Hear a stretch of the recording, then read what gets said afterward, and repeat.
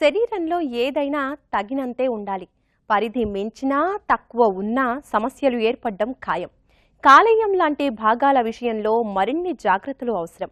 మధుమేహం సమస్య ఉన్నవారిలో, దీర్ఘకాలిక వ్యాధులకు మందులు వాడుతున్న వారిలో ఎక్కువగా ఎదురయ్యే సమస్య కాలేయంలో కొవ్వు చేరటం. ఫ్యాటీ లివర్గా పిలిచే ఈ సమస్యకు కారణాలేంటో, పరిష్కార మార్గాలేంటో తెలుసుకుందామా?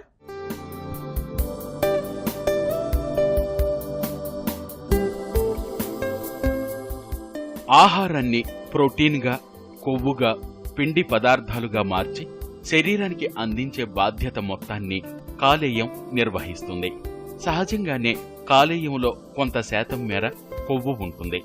ఆహారం రూపంలో శరీరంలోని ఇతర భాగాల నుంచి కాలేయానికి కొవ్వు వస్తుంది. అలా కాలేయంలో కొవ్వు శాతం ఉండాల్సిన స్థాయికి మించి పెరుగుతుంది. ఈ సమస్యనే ఫ్యాటీ లివర్ అని పిలుస్తారు.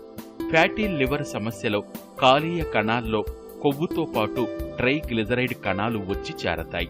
ఈ పరిస్థితుల్లో సంక్లిష్ట పదార్థాలైన కొవ్వును కాలేయ కణాలు సరళ పదార్థాలుగా మార్చలేకపోవడం వల్ల ఫ్యాటీ లివర్ సమస్య ఏర్పడుతుంది. నిజానికి ఫ్యాటీ లివర్ అనేది వ్యాధి కాదు, ఓ సమస్య మాత్రమే.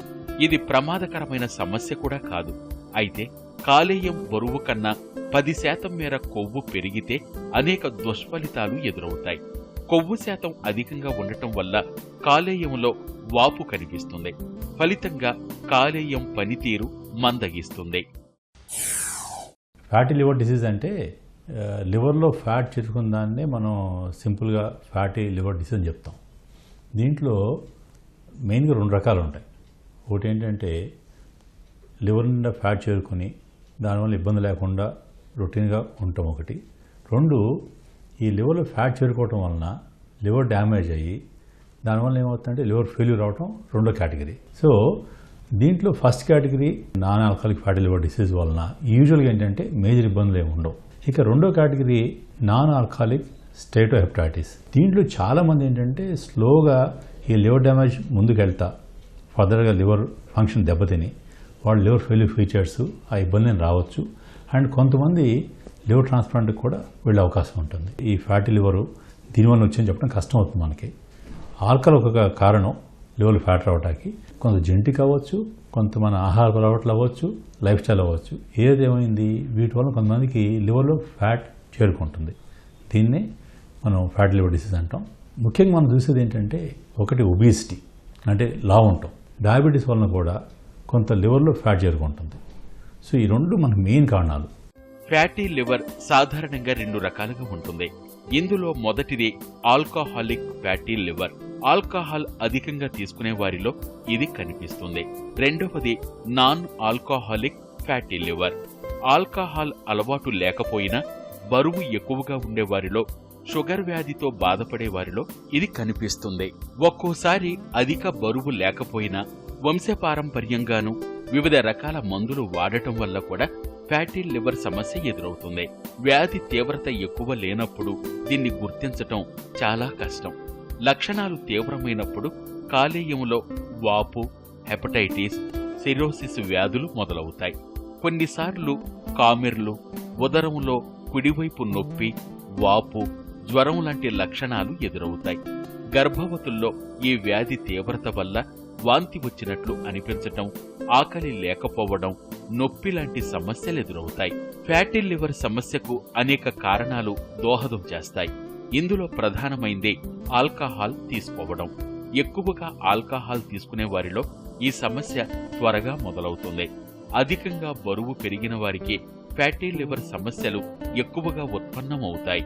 దీంతో పాటుగా ఆకలి తక్కువగా ఉండటం, షుగర్ వ్యాధి బాధించటం, కొలెస్ట్రాల్ అధిక స్థాయిలో ఉండటం లాంటివి ఫ్యాటీ లివర్ సమస్యకు కారణాలవుతాయి.